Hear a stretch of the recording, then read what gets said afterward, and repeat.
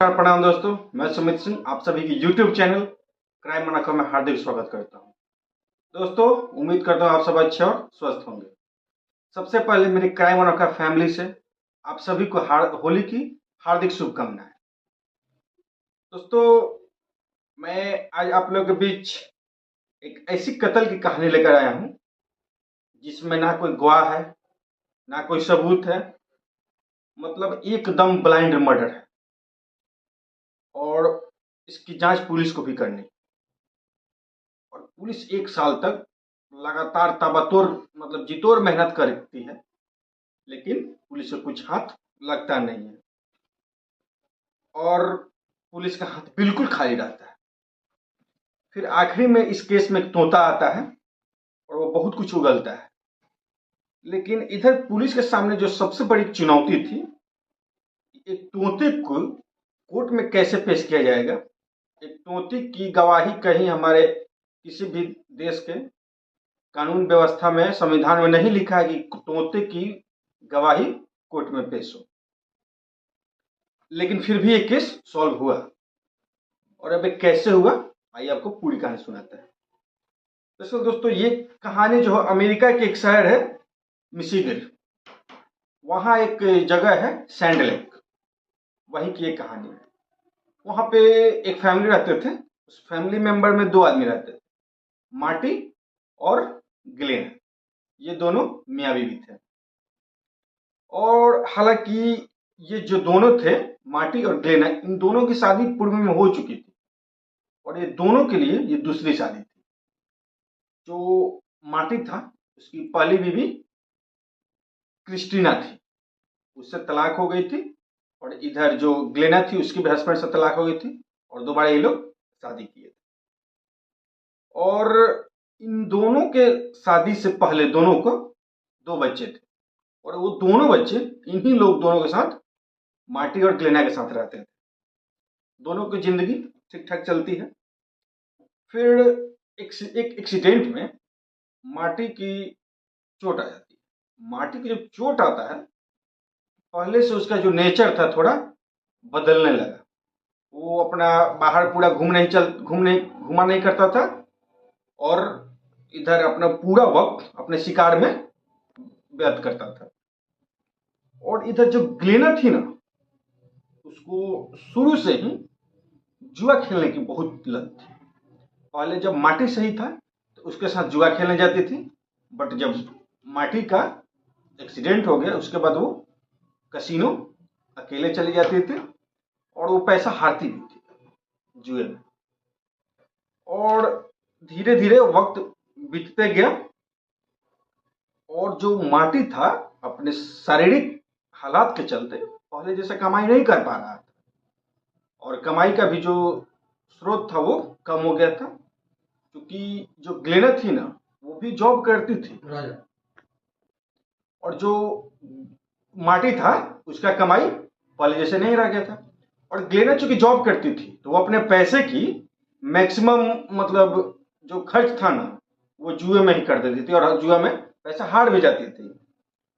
और इधर गाड़ी जो थी वो ईएमआई पे थी, जो घर था वो ईएमआई पे था और ईएमआई का दबाव इन लोग के ऊपर आने लगा और ये लोग इस चीज को ईएमआई को दे नहीं पा रहे थे।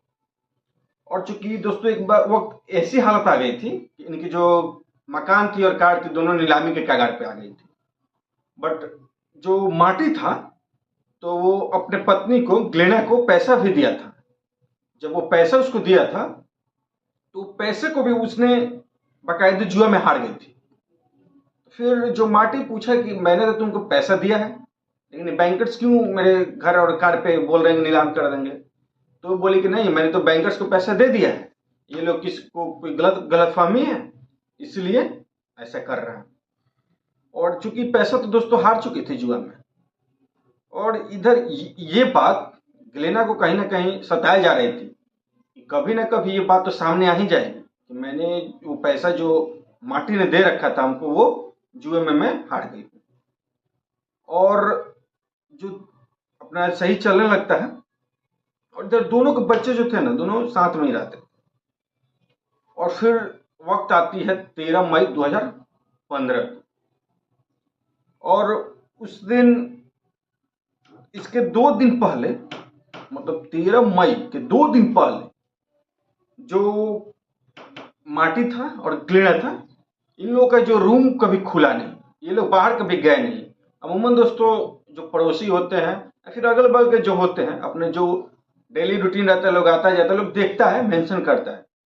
बट जब 2 दिन तक इन लोगों का गेट नहीं खुला तो पड़ोसियों को डाउट हुआ, और उसमें से एक पड़ोसी जो था उनके दरवाजे पे गया, गेट नॉक किया, बट अंदर से कोई आवाज आई नहीं। फिर उसने जो बाकायदे लगा हुआ था गेट के बाहर, उसने बेल भी रिंग किया, बट अंदर से कोई आवाज आई नहीं। फिर उसने जो दरवाजा था उनका मेन गेट, उसको पुश किया तो मतलब वो दरवाजा अंदर से बंद नहीं था बल्कि खुला था, और दरवाजा खुल गया। जैसे ही दरवाजा खुला और अपना अगला कदम वो पड़ोसी अंदर रखा रूम के अंदर, बदहवास चिल्लाते हुए एकदम बाहर दौड़ पड़ा। और जब बाहर दौड़ा तो अगल बगल के पड़ोसी भी है, उसकी आवाज सुन के बोले क्या हुआ, तो बताया कि उसने अंदर 2 लाशें पड़ी। और वो दोस्तों लाश को ध्यान से देखा भी नहीं था कि किसकी लाशें नहीं है। फिर पड़ोसी वो इकट्ठा हुए, और इकट्ठा होने के बाद वो लोग उसके अंदर प्रवेश किए, हिम्मत किए, गए अंदर। अंदर गए तो देखे कि जो माटी था और ग्लेना था, ये दोनों खून से लथपथ थे और पूरी ब्लीडिंग हो रही थी। फिर उन्हीं में से कोई एक पड़ोसी पुलिस को इन्फॉर्म करता है, पुलिस आती है। और पुलिस दोस्तों जब आती है ना, तो सबसे पहले माटी को उठाती है, माटी को उठा के रख देती है गाड़ी में। और फिर जैसे ही वो ग्लेना की बॉडी को उठाने के लिए टच करती है, तब तक ग्लेना कहती है कि ये क्या कर रहे हो, ये क्या कर रहे हो। और फिर पुलिस इन दोनों को लेकर जाती है हॉस्पिटल में। तो एक जो माटी था वो तो डेड हो चुका था, डिक्लेयर हो गया था। और एक जो उसकी ग्लेना वाइफ थी, उसकी इलाज हो रही थी।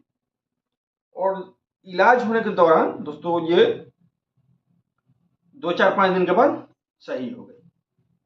और जब ये दोनों सही, जब ग्लेना सही हो गई तो पुलिस उसकी स्टेटमेंट लेती है। वो पूछती है कि ये कांड कैसे हुआ, कि आप ही ने गोली तो नहीं मारा। तो वो बोली कि नहीं, मैं अपने पति को गोली क्यों मारूंगी, मैं अपने पति को बेइंतहा मोहब्बत करती थी, वो मेरे लिए पूरा दुनिया थे, मैं उनकी मौत क्यों करूंगी। हाँ, ये बात अलग की है कि हम लोग बीच प्रॉब्लम थी कुछ, लेकिन हम गोली इस प्रॉब्लम के चलते क्यों मारेंगे। और दोस्तों ग्लेना को एक गोली जो लगी थी कान से सटे होकर निकली थी, और जो माटी था उसको 5 गोली पूरी लगी थी। और फिर पुलिस उसकी स्टेटमेंट दर्ज करती है और पूरी तलाशी लेती है, पड़ोसियों से भी पूछताछ करती है, लेकिन कोई सबूत पुलिस को मिलता नहीं। और फिर पुलिस उसके घर पे भी जाती है, पूरी देखती है, लेकिन कुछ मिलता नहीं है। और यहाँ पे भी पुलिस का हाथ खाली रहा। पुलिस फिर दोनों की कॉल डिटेल्स निकालती है, कई बार ग्लेना से पूछताछ भी करती है, लेकिन पुलिस को यहाँ भी कोई कामयाबी नहीं मिलती और पुलिस के हाथ खाली रहती है। वक्त बीतते गया और पुलिस अपनी तफ्तीश में थी, बट पुलिस के हाथ हमेशा की तरह खाली निकल रही थी। फिर जो दोस्तों माटी की पहली वाइफ थी ना, क्रिस्टीना, जब उसको पता हुआ कि माटी को गोली लग गया है, वो हॉस्पिटल में है और उसकी पत्नी को भी गोली लगा हुआ है, उस दौरान दोस्तों क्रिस्टीना हॉस्पिटल भी गई थी और बाकायदे जाकर सभी के हालात देखी थी, और उसके एक पति माटी की मौत हो गई थी। तो दोस्तों जो बच्चे थे उनको दोनों, वो दोनों बच्चे घर पे थे नहीं, अपने नाना नानी के यहाँ थे। और माटी के घर में एक तोता था जिसका नाम था बर्ड। वो तोता दोस्तों दरअसल में माटी की पहली पत्नी क्रिस्टीना ही ने खरीदा था। जब इन दोनों की शादी हुई थी तो उसी वक्त वो तोता को खरीदी थी, और क्रिस्टीना उस तोते को उठाकर अपने घर लेके चली जाती है। देखती है कि मतलब एक हॉस्पिटल में एक डेथ हो गई, बच्चे घर पे हैं, तो इसकी देखभाल कौन करेगा, और तोता को लेकर अपने घर चली जाती है।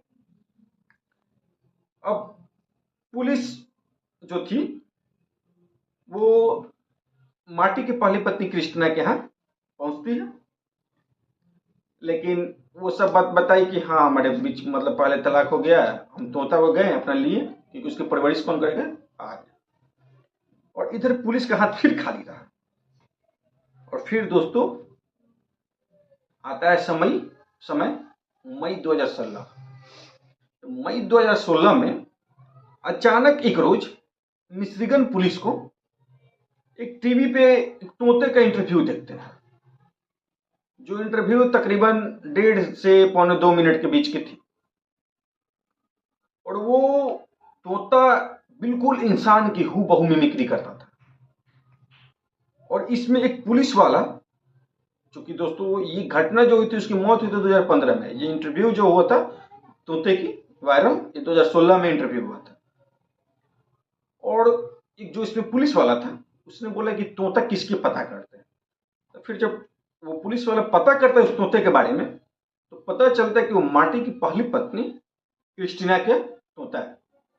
फिर पुलिस उसके यहाँ जाती है, तो पूछती है कि ये तोते की क्या बात है। तो ये तोता की क्या क्वालिटी है, ये दो बात बोल रहा है, लेकिन दो बात की बड़ी मायने है, इसका मतलब बहुत बड़ा है। आखिर क्या है ये बात।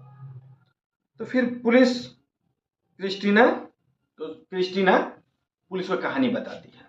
वो बोलती है कि जब मेरे पहले पति माटी को गोली लगी थी, और जो उनकी पत्नी थी वो हॉस्पिटल में थी, बच्चे घर पे थे नहीं, तो मैं घर पे गई और इस तोते को मैंने उठा लाया इसकी परवरिश के लिए कि इसकी देखभाल कौन करेगा, क्योंकि ये तोता हम खरीदे थे अपने शादी जब किए थे तब। और जब से ये तोते को मैं अपने घर पे लाई हूं और ये तोता मेरे पास आया है, तो दो ही बात के रट लगा के रखा है। तब पुलिस ने पूछा कि क्या वो दोनों बात है। तो बोलती है कि एक जो बात है वो बोलता है सड़प सड़प, और दूसरा बात बोलता है don't shoot don't shoot.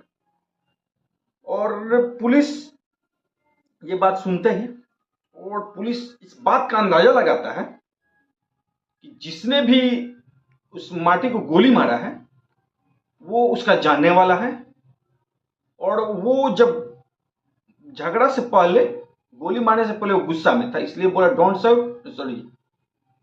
सड़प setup. और फिर पुलिस ने पूछा कि जब ये तोता ये बातें बोल रही था तो आप पुलिस पे क्यों नहीं आए। तो क्रिस्टीना बोली कि मैं इसलिए पुलिस थाने में नहीं आई कि एक तोते की बात को कोई मानेगा नहीं और पुलिस वाले हम पे हंसेंगे, इसलिए मैंने इसकी वीडियो बना ली और अपने दोस्तों से शेयर की इस बात। तो दोस्तों ने बोला कि किसी टीवी चैनल को दे दो, और इत्तेफाक से मैंने टीवी चैनल को दे दिया इंटरव्यू तोते की, और ये टीवी चैनल के थ्रू पुलिस के पास पहुंच गई। फिर पुलिस को यहां से एक क्लू था कि एक माटी की आवाज में बिल्कुल हूबहू मिमिक्री करने वाला तोता था, और पुलिस को एक चीज क्लियर करनी थी कि आखिर ये किसको सड़प और डोंट शूट बोल रहा है, इसका मतलब क्या है।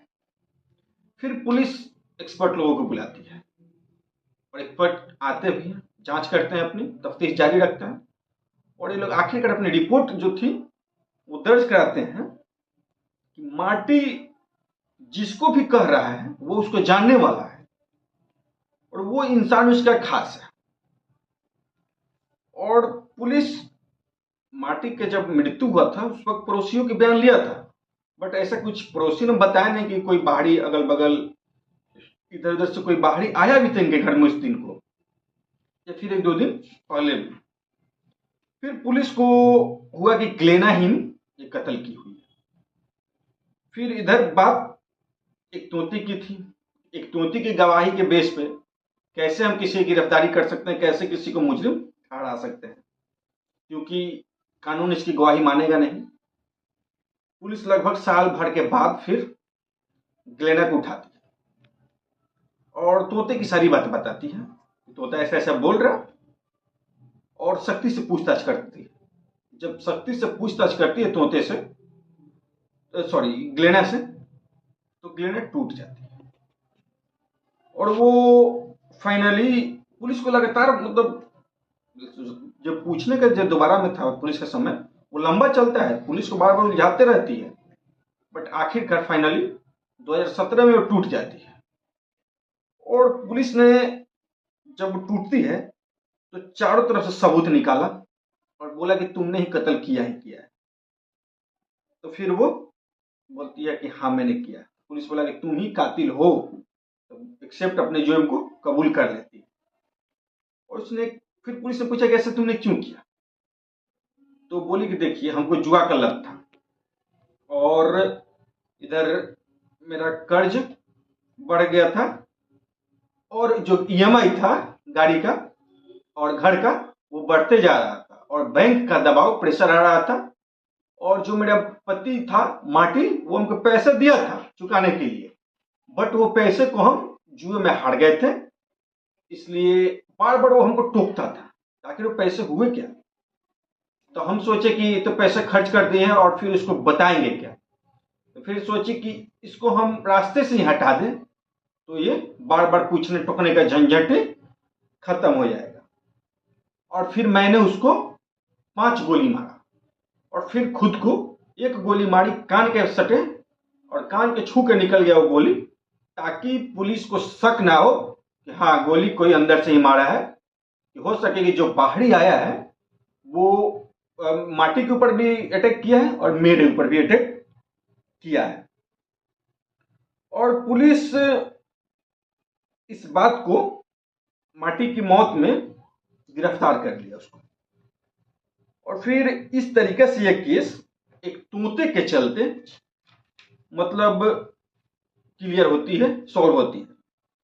फिर पुलिस ने वो बाकायदे जिस पिस्टल से उसने मर्डर किया था उसकी वो पिस्टल भी बरामद करती है और वहां उसके फिंगरप्रिंट भी बरामद करती है।